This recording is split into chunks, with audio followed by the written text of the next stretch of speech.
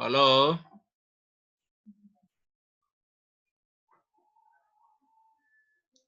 Hello, class.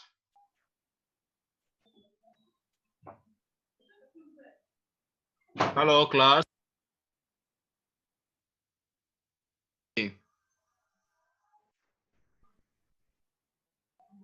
Hello.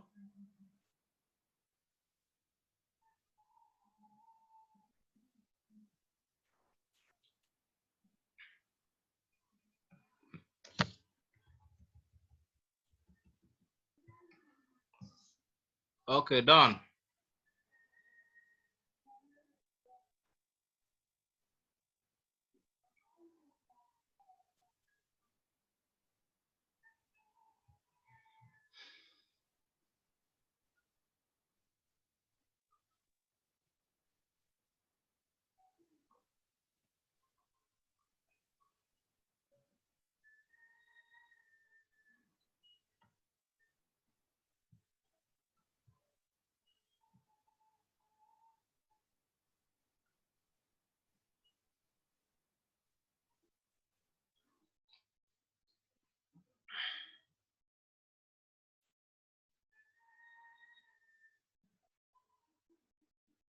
Last week we looked at kinematics in 2 dimensions. Okay, and as part of our summaries, okay, we looked at how to resolve vectors and also the addition of vectors and finding the resultant, the magnitude of the resultant vector, as well as the direction of the resultant vector. Now, there were some basic conversions which we looked at in class. We said that basically, if when resolving vectors, we want to adapt, okay, this system anytime we are moving to the positive y, okay, then our vector is going to be positive. To negative y, we are going to have negative. And if the direction is to the positive x, that is going to be positive. And if we're going to negative x, that's also going to be what? Negative, okay? Then we also made mention that to resolve a vector, okay, if you are given any vector, for example, this vector 6 here, if you need to resolve it, then all you need to do is to first of all find, resolving a vector just means find the horizontal and the vertical component, okay? So since we are moving from a point O to say a point A here, then our alternative route will be what? From O to B, okay? So the vector will be in this direction, and then from B to what? To A, okay? Good. And this section is always given as what? The magnitude of the vector, which is going to be 6, okay, cos of what? Cos of the angle given, which is 50 degrees, okay? And then this side will be what? 6 sine of what? 6 sine of 50 degrees, okay? Good. Then once again, we said in considering the sign of the magnitude, we look at this plus and negative, plus and negative. Since this vector is going up, it's going to be a positive vector, okay? And then since this is moving to the right, this will also be what? Positive.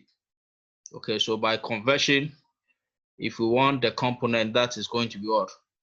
Positive 6, the s component, which is the horizontal component, is 6 cos 50, and then the vertical component will also be what? 6 sine 60.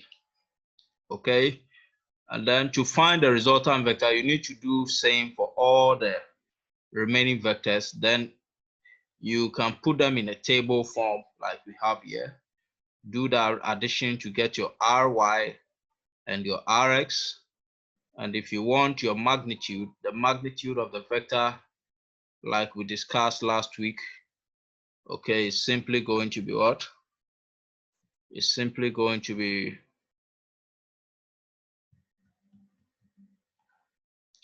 what? That is the square root of your rx squared plus your ry squared. Danny, I've seen your hand. I'll attend to you shortly. So once you find that, that should give you 2.44. And if we want the angle 2, the angle is giving us the tan inverse of what? Your ry over rx, okay? And then once you've obtained that, you take into consideration the bearing of the vector to get the actual direction of the vector. Yeah, so now let me take, this is a summary of what we did last week. We want to begin today's class, and I'm sure, yeah, a number of you are in now. So let me take Daniel's question before we begin. Yeah, Danny.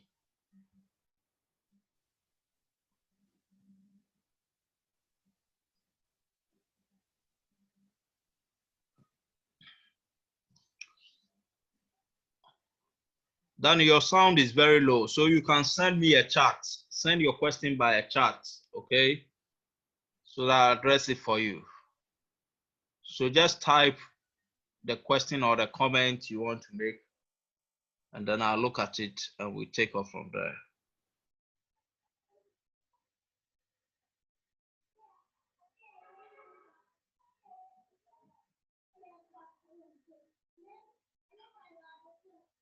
Okay, so let's continue.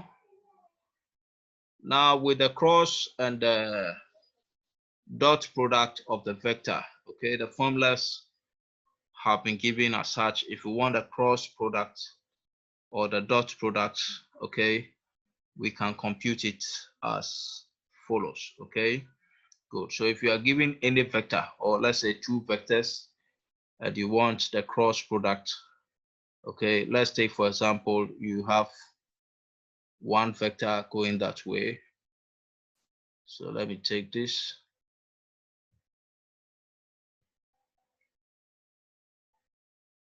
We have, say, vector, this is one vector A. Okay, this is vector A, right? At 30 degrees here. Okay, and then we have another vector B here. Okay, at 40 degrees here. Okay, if we want the dot product, what this is telling us is you have to find S component of vector A. So first, you follow the principles we looked at last week. So first find the S component and then the Y component, okay? So S component of vector A will be what?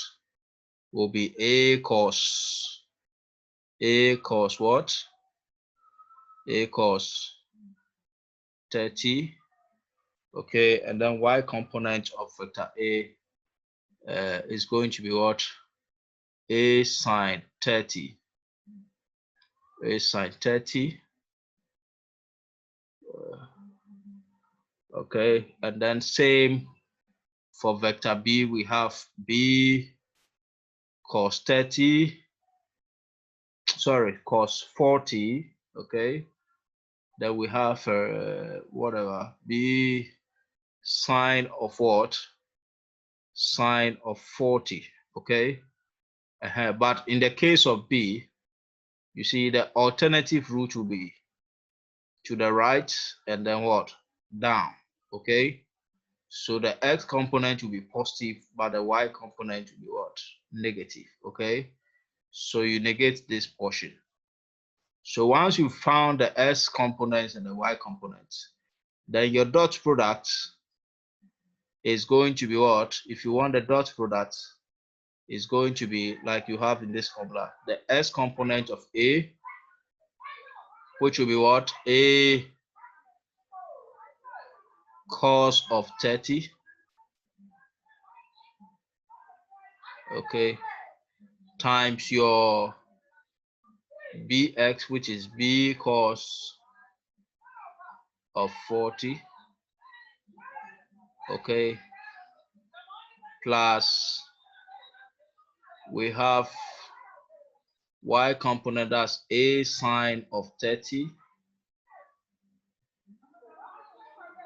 A sine 30 times what? Times negative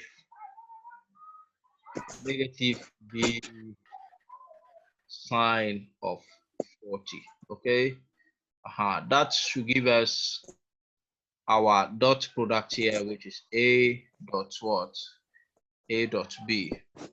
But alternatively, you can also find a dot b using the magnitude of a times the magnitude of b. Okay, and then you find the cos of the angle between them. So that's going to be what? So you can use a times b times what? Cos of what? 70 degrees. Okay, good. That will give us our dot product. Okay, so let me pause here and take Dan's comment. I think I saw a comment. Yeah.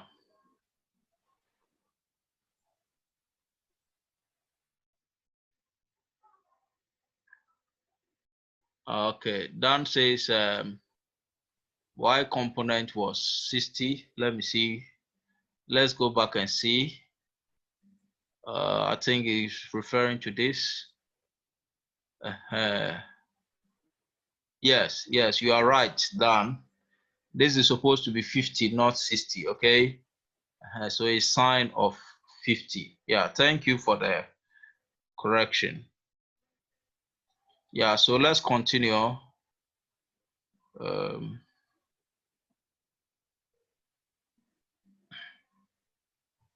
Yeah, any question? Yeah, so that is for the dot product. If you want the cross product to, it will follow the same process, okay?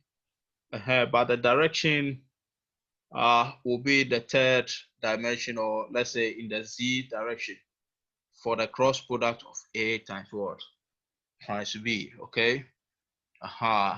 Then this is an alternative formula also for finding the cross product of the vector. So moving on,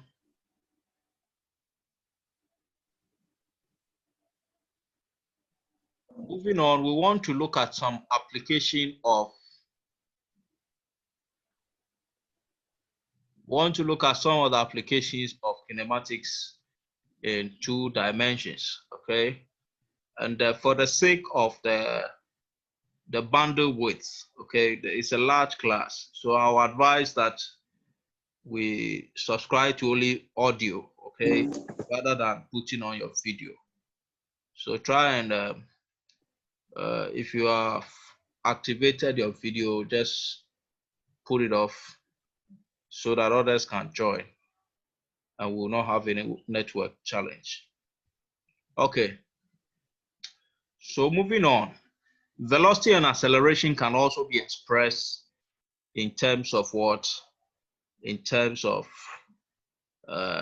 2 dimensions, okay? Because velocity is also a vector quantity and acceleration is also a vector quantity. So it means that we can equally, okay, have the s component of the velocity. In other words, we can write, okay, resulting velocity or even the velocity vector as what? Vx, okay, and then Vy, okay, where Vx is defined as what? The change in displacement in the x component with respect to the time, okay, and then Vy is a change in displacement in the y component with respect to time, okay. Saying so, just a minute.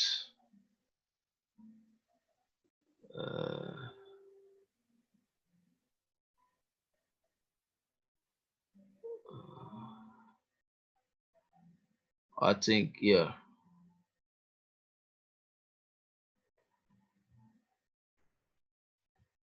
So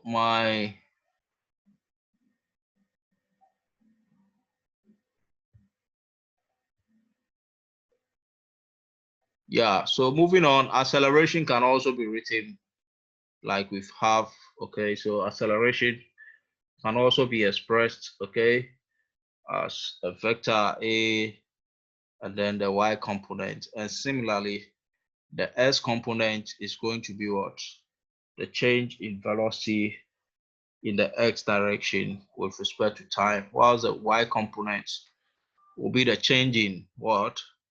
Velocity, the y direction with respect to what? Time.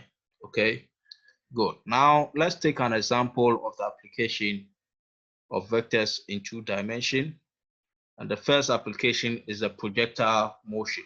Okay, so we see stunt drivers, and then in real life we also see during football matches you see players always trying to how do we call it, taking these free kicks. Okay, so you have to kick the ball to go over a wall of players so that it enters into the net. Okay, that is a projectile kind of motion.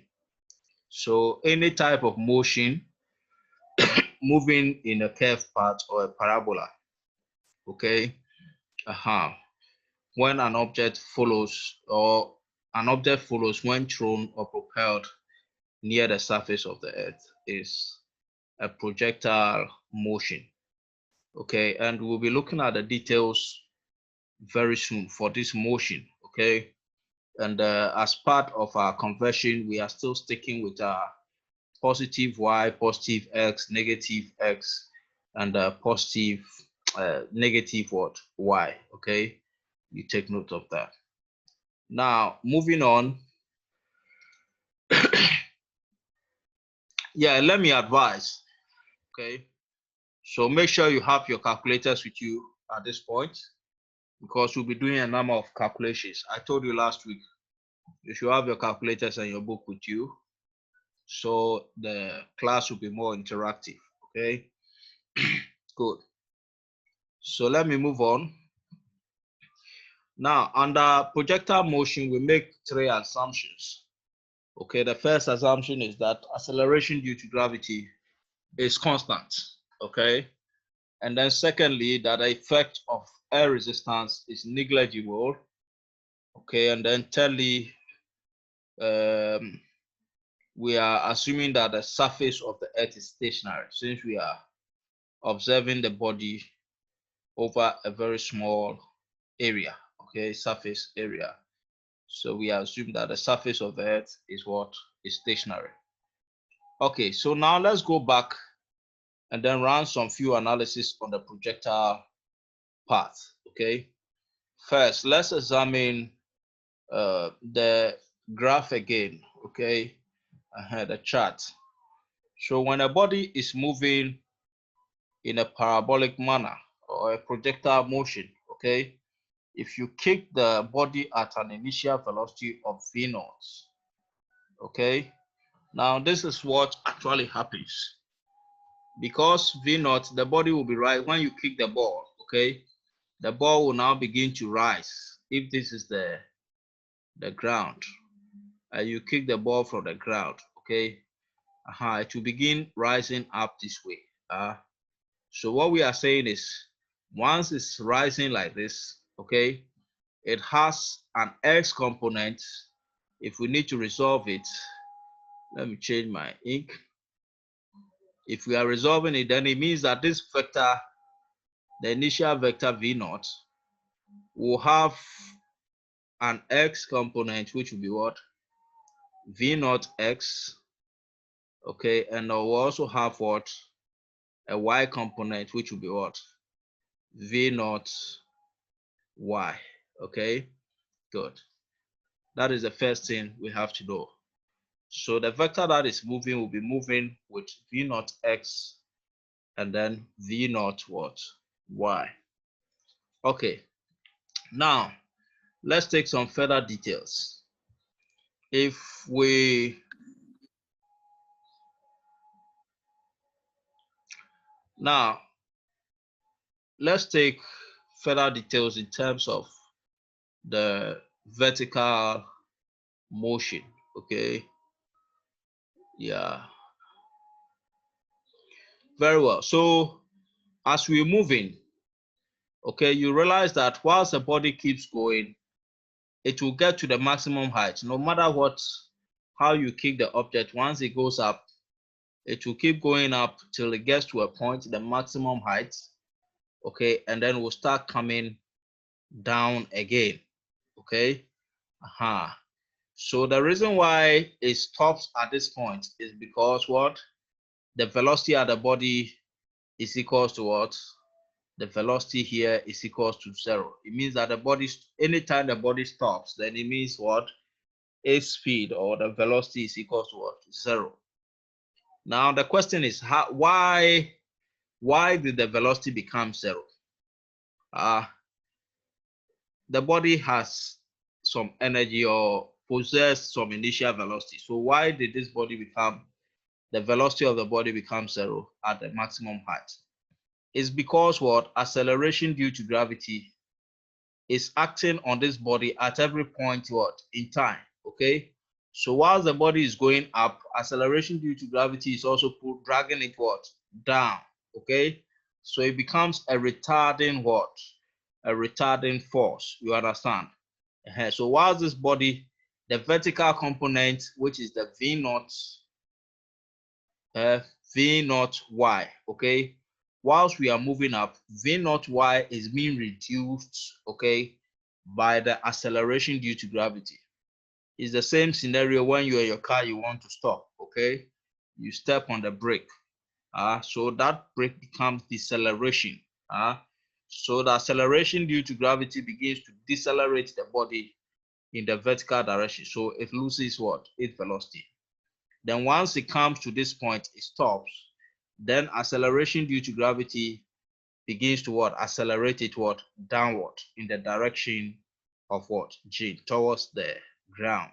Okay, very good. Now another thing we have to note is okay, you let me skip that for now. So let me take Oscar's question.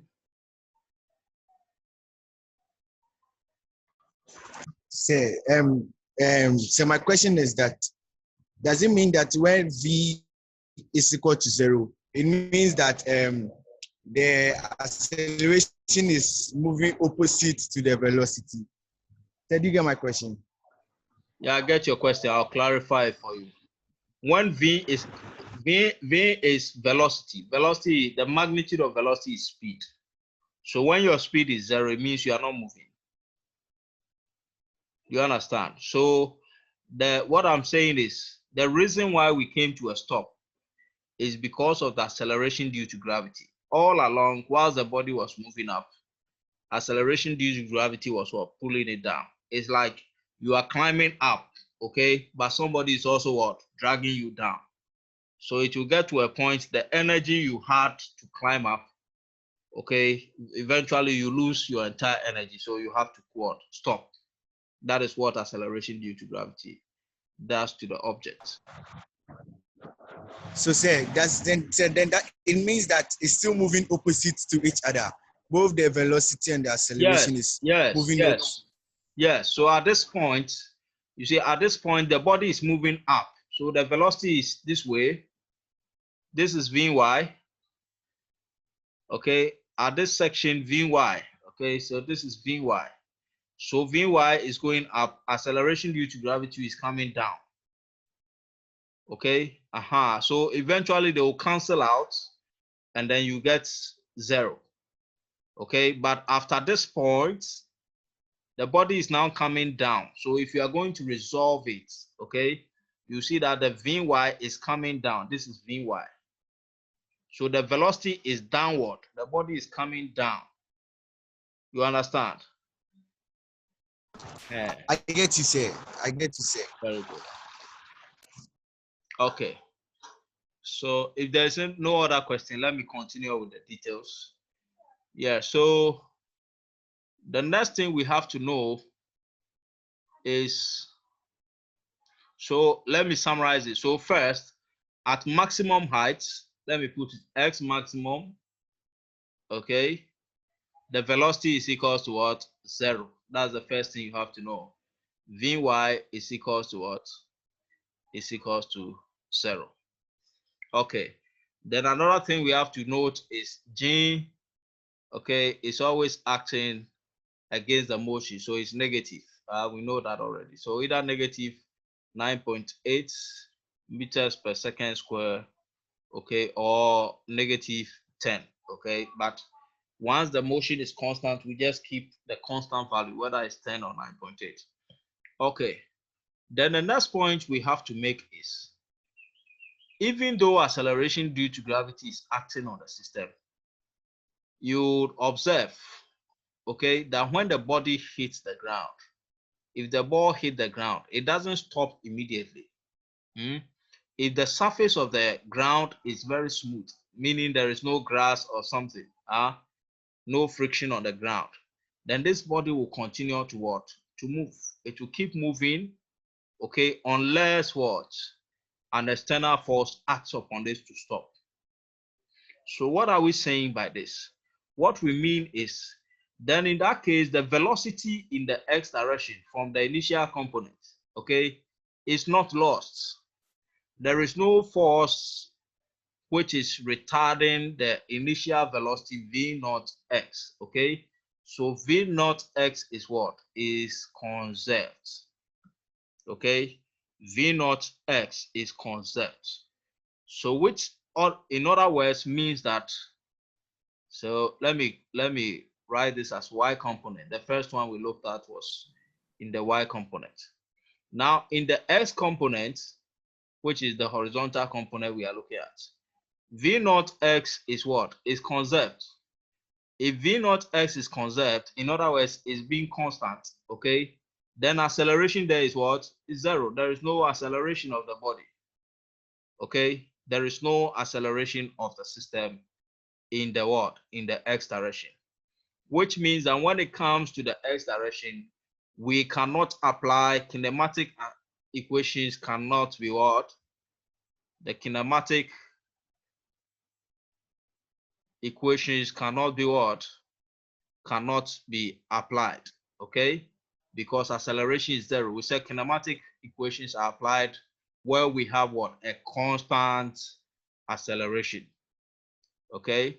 So in the y component, we're going to apply kinematic equations, but in the x direction, none of the kinematic equations can be what? Applied. So you take note of this. You take note of this note before we proceed. Okay. So having said that, yes, Scott. Hello, sir. Please can you hear me? Yes, I can hear you, Scott. Hello, sir.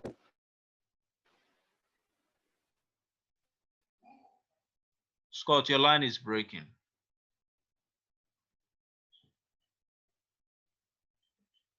Okay. So send me a chart. Hello, sir. Yes. It's coming down. So that one too, can we say it is negative? Because what I'm saying is that I'm having a problem with the acceleration due to gravity being negative.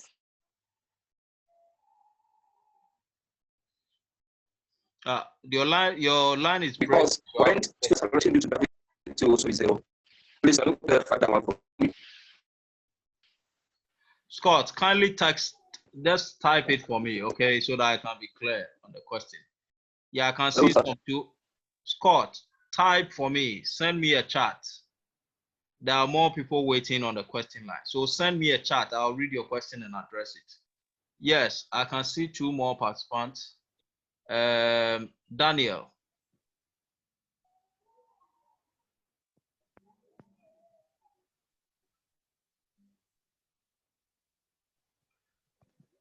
Daniel, your sound too is bad. So both of you send me the chat.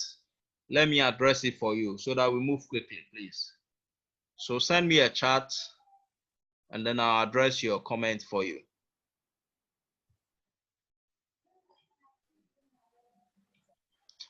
Yeah, if you also have a question, just send it by chat. Okay, sir, please can you hear me?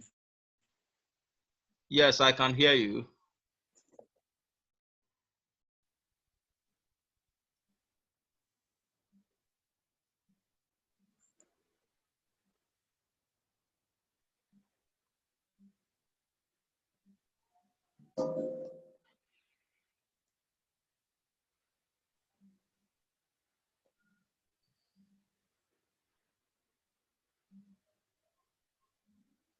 Okay, I'm not seeing the charts.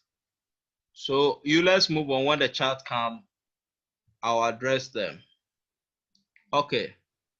So we now want to go on to details.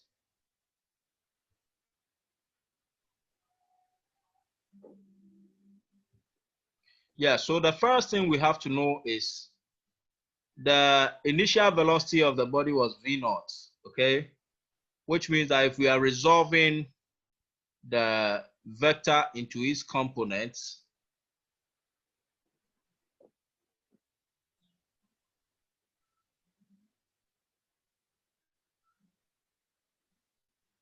yes. So if V0, if acceleration is equal to 0, acceleration equal to 0 does not mean that V0 x, okay, is also equal to 0. No. No acceleration means that the body is not changing its speed. The speed is what? Constant throughout the motion. Okay. So Daniel question says, please sir, since acceleration is 0 and we can't use any kinematic equation, what happens to the velocity? The velocity remains what? Constant. Because I told you from beginning that we are assuming that air resistance is what? Negligible. So there is no resistance, no force to resist the motion, the velocity in the x component. That is the more reason why when it hits the ground, it will keep moving, okay, until there is a force which will act on it. So V naught x, V component of x remains what? Constant. Okay. Scott, I've not seen your question yet. I'm sure he'll bring it up. I'm typing it. Okay, sure. Yeah. Okay, so which means that for the initial velocity, I think I have to orient you now before we move on. For the zoom, after every 45 minutes, Zoom will automatically shut me down. But it does not mean you have to go off, okay?